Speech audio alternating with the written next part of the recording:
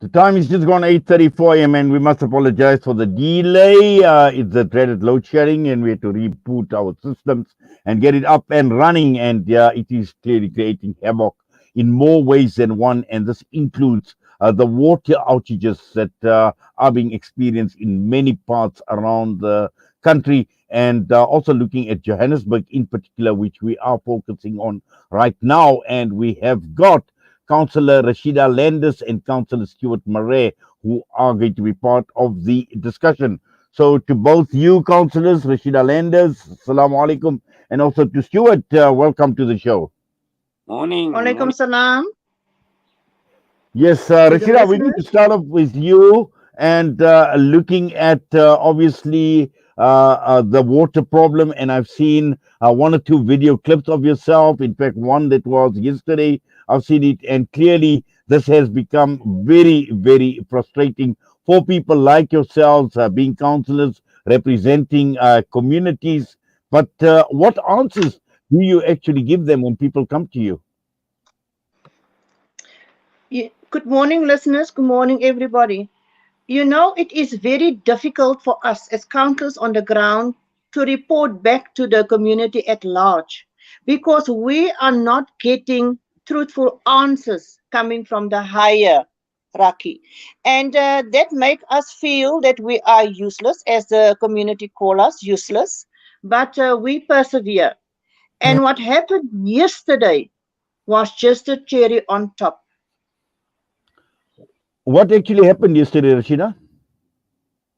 The mayor sent out an agenda that he will be visiting our Crown Gardens towers as well as all the other reservoirs that's experiencing problems and the areas experiencing problems. But on his third visit to one of the reservoirs, he decided that he had a gist of the problem. But it's not necessarily that we have the gist of the problem because we're not sitting in that meetings. And then he go on and say that the water crisis is not a crisis. How do you say that it's not a crisis when the old people, the people that don't have water for 4 to 7 days, is not a crisis? Exactly. That was so painful. That was so painful to me because where's the humanity? How old I is just want to bring Rashieda. Can I just stop you? I just want to bring Stuart in and just to get Stuart's take and Stuart's analysis on the problem. Stuart, if we had to unpack obviously what is taking place, this we know it's a serious situation. Does and I see this is aimed at Councillor Dada Morero, and I mean, do they really have answers to this problem? Well, I don't. I think they're being very economical. Truth, only on Wednesday morning did they come out with an array of answers that gave us some more indication. But for the first 4 days, they were just telling us water restrictions or the consumption is too high. We got to reduce it. There was no, let's say, end goal. When will it be sorted out? What is the plan of action? We're going to be doing this. So that the system can improve, or your situation as a residents of the South from those twin towers are affected. And that was very frustrating because I kept on hammering and saying, guys, I can't send out a copy and paste letter to my people. They asking me, when will I have water? And I'm saying, never, I don't know. So, that's frustrating because, take us into confidence and say, yeah, I don't care if they call me to Rand Water and say, listen, you can see a picture. This is how it's happening. This is how the system is. This reservoir is empty. That one's empty. We anticipate it's going to take a day to fill. But, maybe by the end of day 2, we'll have water. But we had nothing. And that just puts us over a barrel and we can't answer to our residents. And, residents get frustrated after a while. Rashieda, I heard you mention 7 days without water. Now, that is a long time. And as usual, we see a lot being blamed on load shedding. Is it purely a load shedding problem or are there other issues? Mr. Wadee, to be honest with you, I don't think that is a load shedding problem at all. Because first and foremost, they blamed it on the Zuikerbosch purification reservoir. That is pumping at full capacity. Our dams are full. So now why don't they come to the table and tell us the truth? Because if Zuikerbosch is pumping to full capacity, our dams are full, what is the next problem? Stuart, what do you think the problems are?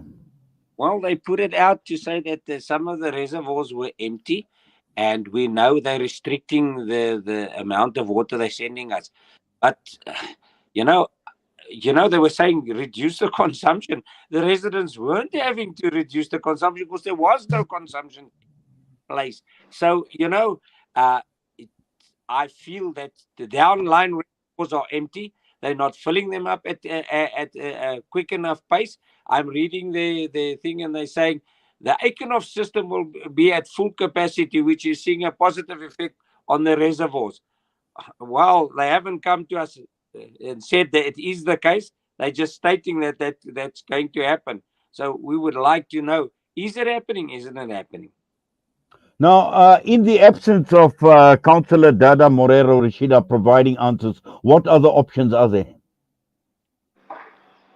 Mr. Wadee, I quite frankly feel that we should go to his office and demand a meeting with him and Joburg Water and Rand Water, and they must put us around the table and explain to us, in order for us to explain to our constituents, our residents, and tell them the true story.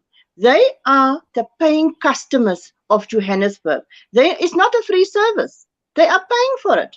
So they've got a right to know what is the truthful answers and the truthful solutions to it, if there is a solution. Yes, and Stuart, are there any solutions at this point in time? Any proposals?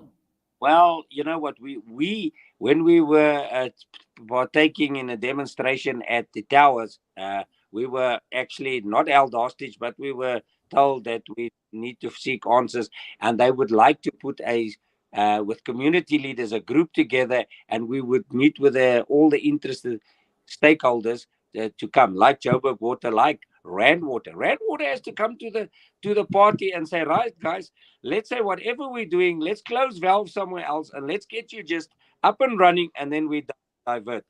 I'm quite happy to say let's go on to a water restriction, let's say timetable, or like we've got, and we seem to have something in place like that now. We're manually looking at it, and then like last night, the reservoir fell below 1.5 meters, and then they stopped pumping so that the reservoir doesn't totally run dry and the system is protected by the 1.5 level. And we're now manually trying to stop the water running out and then build up. And then at 2 o'clock at night, we're opening the valves again so that, we can give water in the morning to the residents. At least, they can then get their day started. They can shower, they can bath, they can make food for the kids. That's the plan of action. And, we're living with a time schedule now, which is also nonsense. I mean, since when is our water system under such severe strain?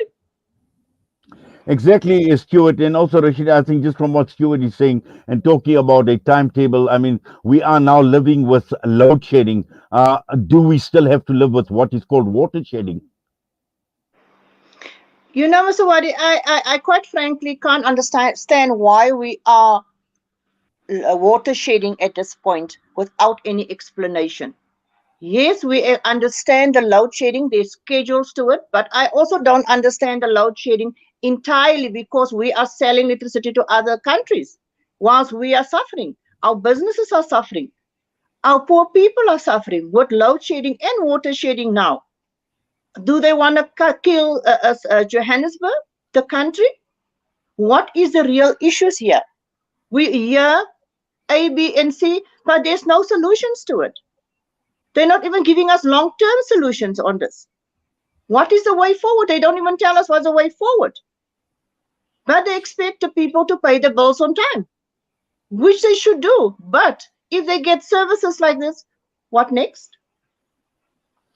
Exactly, and I see K. Governor has just put out a note saying rainwater is a joke, and I think Stuart also. I think one needs to understand that there is just so much playing out in Johannesburg City Council. Last week we've seen obviously the mayor, the DA mayor that was removed, and it does appear as if politics and political shenanigans seem to be overriding service delivery, and I'm talking of critical service delivery like providing water and other critical services.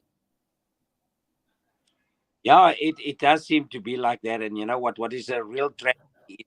We've coped so well with the load shedding of electricity, but water starts to become a basic right. And there are so many pleas out there that there are elderly people that can't get to water tankers, and that's a joke on its own. Yesterday I had two water tankers in my ward, or the day before, and I had a huge outage. There's water tankers needed every insufficient supply of water tankers. I mean, I physically understand. I've got 3 old age homes in my ward. Those tankers have to be prioritized. I was carrying water buckets for elderly ladies to their homes, because how are they going to carry a 25-liter water bucket? I even struggle when it's full. The whole system sounds so very reactive instead of being proactive and had a plan. If I was in charge, I'd up the water tankers to at least whatever the capacity is. And I know they're running and pumping at Rahima Musa, and they at Helen Joseph. Those are big, let's say, users of water. But you mustn't neglect the rest of us. I mean, Rashieda, I see somebody is asking in your ward that Huxton Drive hasn't had water, and they're calling for a tanker. And the tankers are just so widespread. I had 6 stops. I was at the water tanker till after 11 o'clock last night and the night before. And I physically got to drive the guys to the points where I want them. Else they get lost and they go where and they end up just anywhere. And you know what? We're trying to have a targeted approach and making sure that we get the areas water Yes, at specific places where everybody needs it, but we're trying to cover, and then alternative days we move it to other positions. exactly, Stuart. And also, I think, Rashieda, when we're looking at what Stuart is talking about, the hospitals, whether we're talking about Helen Joseph or Rahima Musa, and yes, they are getting water, but also when doctors are now bringing their own water to drink at work, when outside toilets are being used. I mean, sick patients, critically ill patients, in the middle of the night, they need to go outside because there is no water in the hospital. Clearly we are sitting with a major problem, and I see Samir Mohammed saying they need to start finding people who can't do their job. I agree. I totally agree with him. But I would like Councillor Morero to define crisis for me, because he feels that the shortage is not a crisis. So he need to come and explain to the community what is a crisis, because to be without water for one day is a crisis to me. It's the people's human right to have running water, because it's a commodity that we are paying for. So he must come out, and he could have at least give us 5 minutes yesterday, and not being arrogant and say, I've got the gist of it. The gist of what? The gist of the pain and the trauma the people are experiencing in our wards in Johannesburg? That is not acceptable at all. If he's going to start off running Johannesburg like that, then we're going to run dry as Johannesburg. No service delivery will happen. Yes, I see, lots of comments actually coming up. Mohammed Gangat saying the problem is you have unqualified people sitting in positions that they don't have the capacity or qualifications to manage their respective portfolios. Our country is being run like a circus. Pam Singh says, why are the relevant people not agreeing to meet the councillors and residents when we have been requesting this?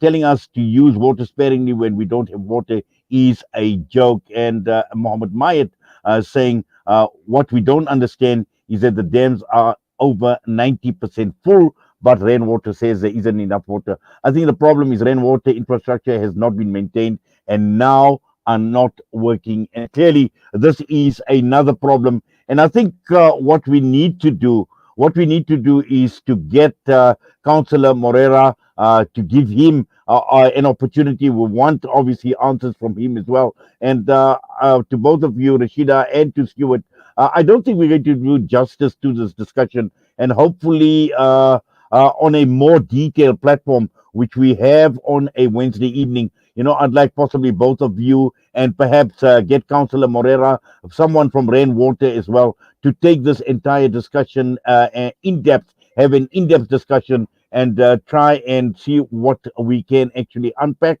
and more importantly, let us find a way forward. But for now, sadly, we have run out of time. I see there are still many comments coming through, but you have highlighted the problem. It is something that we will pursue here at Salam Media as well. So to both of you, we thank you. We appreciate your time. Thank you. Bye. Well, that was Councillor Rashieda Landis and Councillor Stuart Marais with us this morning. And we definitely will try and see if we can't, on a detailed platform, get both the councillors back in, a lot more players, just to try and get to the bottom of the water outage problem in Johannesburg. The time is just gone 10 minutes to 9. We're going to go for a break. We'll be back.